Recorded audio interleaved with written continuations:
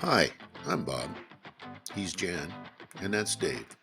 And together we're restoring an A-26 Invader bomber with the help of some amazing volunteers. So come along and join us on this amazing journey. So we're here for another day. These guys have been going crazy. They've got the wings in primer, and now they're just doing a final wash down before they paint. In a few hours, this airplane is going to have silver wings. It's another day at Duncan Aviation. These guys have been going crazy.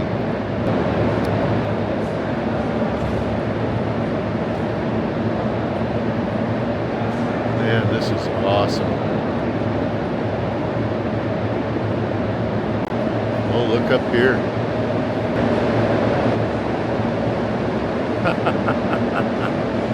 How cool is that? That's beautiful. Well, we'll have to see what the final product looks like. This is pretty amazing.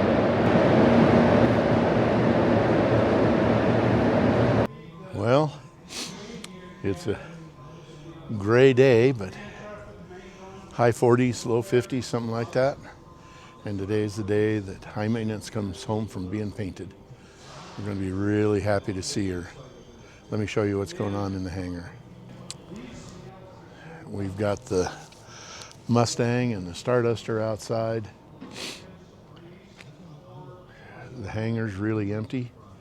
We had to make some modifications to the only A-26 travel trailer in the world. Let's see what she looks like when she gets back here. Just walked into this guy. Just walked into the paint booth to check out High Maintenance. Hang on just a minute. There she is.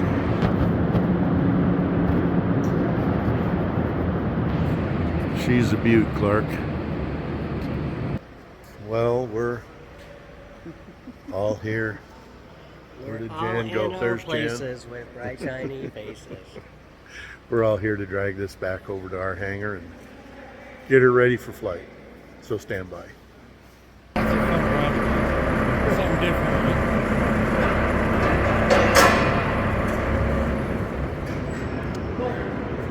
Okay. They've got the nose wheel. They got the tow bar hooked up. They're going to push it out so that we can take it back to home where she belongs.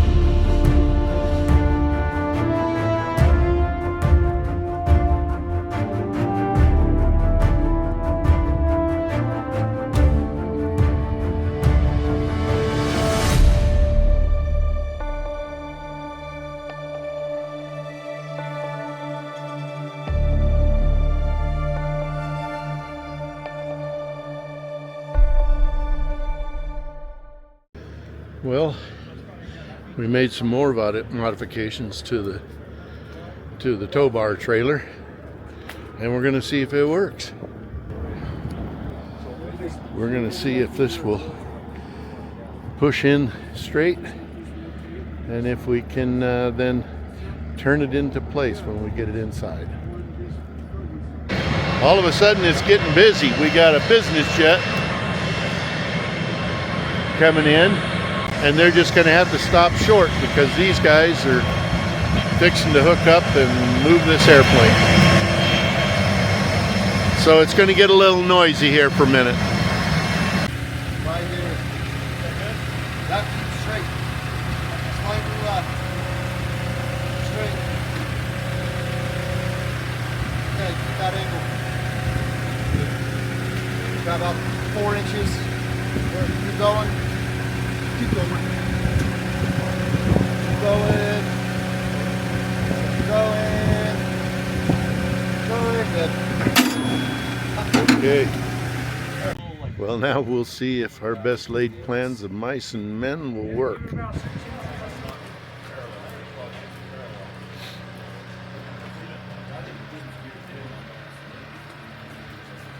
Too bad this wasn't in September.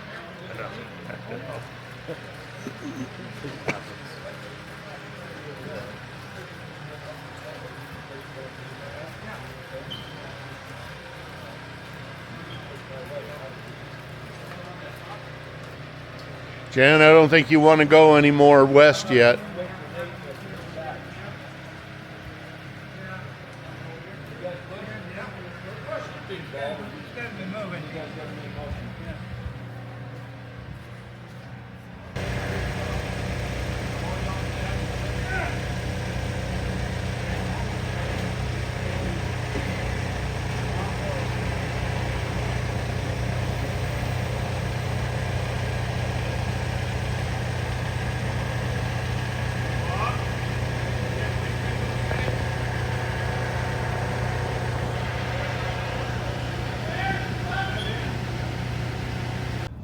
It was an adventure, but we got it in the hangar.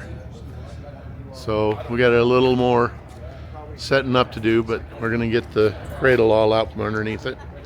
And then we're gonna get it finally positioned where it needs to go and go from there. Just came in this morning and we're kind of looking over the airplane and man, it looks great. So we're here looking at the airplane. What do you think? I think it's beautiful. I think that we worked, all of us have worked really hard to get this airplane to where it is right now. I'd like you to ask your viewers, if you could, what they think of the paint scheme and the color arrangement we have on the nacelles and on the. We know we need to change this prop area to red, but just get an idea of what your viewers, they've been following this all along, and we need to see what everybody else thinks of our progress and what's happened here. Well, let me show you the cowls, and so you can see what Dave is referring to. It's certainly unique. I really like the yellow stripe and the burgundy. Is it burgundy or is it maroon? They say it's maroon, but there's probably 50 different shades of maroon. Yeah. So This color here, this color yellow, is about the same color as the tips on the propeller. So I think that once this all comes together, it's going to be pretty nice looking. and the wings are all painted, including the star and bar. Now this is World War II, when the Air Force wasn't a thing. It was U.S. Army Air Force, and so I call it a star and bar. After World War II for Korea, when the Air Force became its own entity, they added a red stripe through the middle of this, and they call it star and bars wings. So let me climb up on top of the airplane and show you what it looks like.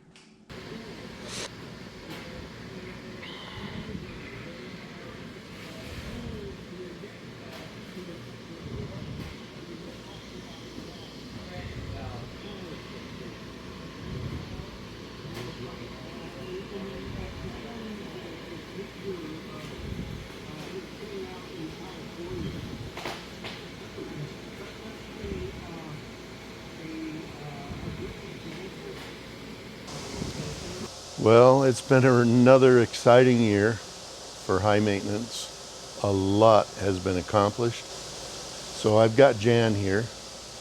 Let's talk about some of the things that we've got done.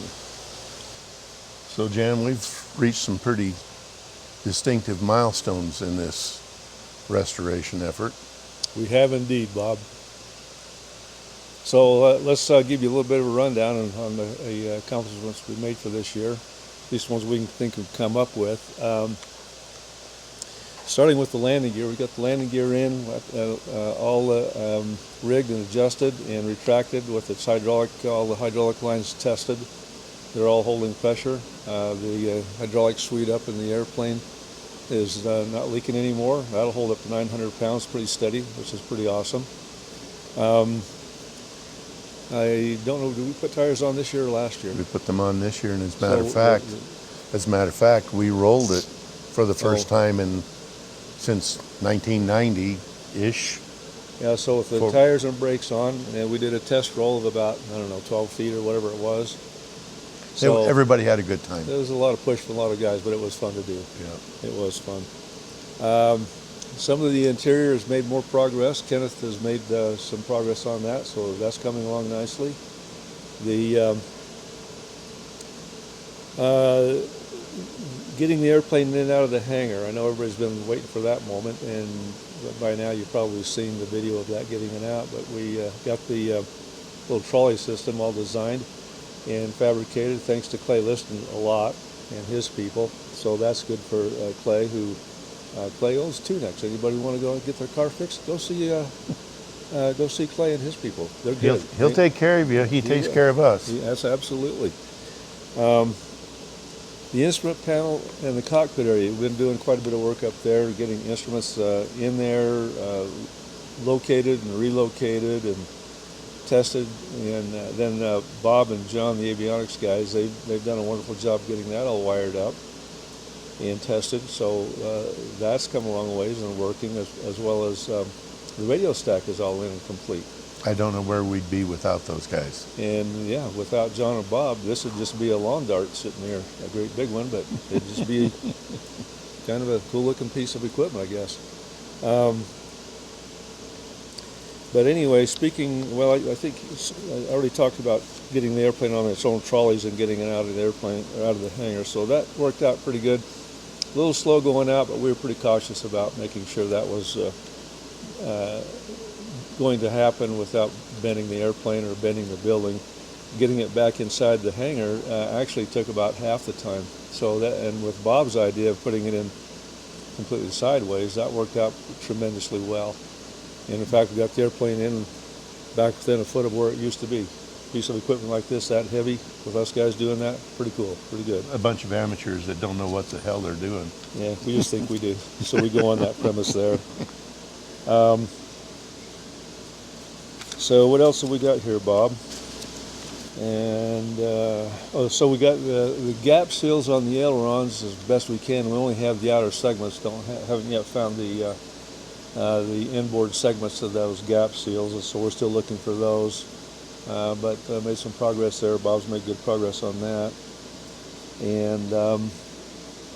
And then of course we've got it painted. So that's a big deal. So in a nutshell, that's kind of where we're at for this year progress. So stand by for next year. We'll see what we can do next. The paint and all the stuff that was going on with the wings has held us up from doing the things that we now are going to be able to do. So far, we've not put any oil or fuel in it. So in all honesty, we don't know where the leaks are yet. We're going to be finding out where those are. But we didn't want to take a chance on polluting the skins. This airplane will never be as clean as it is right now. So that's why we delayed testing those systems. Yep. So one of the next things coming up, we're going to be putting oil in this thing and finding out where the leaks are. Now, as far as the oil systems, they are self-contained. Each engine has its own completely sealed oil system. You've got the oil tank behind the firewall, which goes through to the engine. It pumps it through, goes to our pre-oiler system, go to the oil cooler and back to the tank. So myself, I'm fairly confident that we're not going to have too much trouble. There's always a possibility. I'm the positive guy. He's negative Nelly. Negative Nelly. Anyway. I'm just a realist. The fuel system, on the other hand, that kind of goes a little bit all over the airplane. You've got main tanks behind the engines. You've got ox tanks between the engines and the fuselage. Then you've got cross feed. So there's quite a bit more piping. Now, yeah, there's a lot of piping, but the fuel system is nothing like the hydraulic system, which when we started putting hydraulic oil in it, we had leaks everywhere. Yep, that's right. So hopefully we won't have any of those problems, but we won't know until we do it. So those are coming up pretty quick. Getting the propellers installed, rigging of the carburetors, doing final checks, making sure that we've got it. We got to put the gap seals in, the ailerons on, the wingtips on. Now that we've got the airplane assembled, we got to take it back apart again and make sure we've got everything safety, taking away any possibility of having chafing going on, and we won't know that till we get there. And then I was hoping, it was my hope and dream that we would have the airplane running this year. This is the 80th anniversary of when the plane was born. But having said that, it's going to be next year. So we hope you'll all stay with us and see what the next few months and years bring forth. And I didn't send out a Merry Christmas, but I'm going to say belated Merry Christmas. And we hope everybody has a great new year. And we'll see you next episode. Thanks for watching.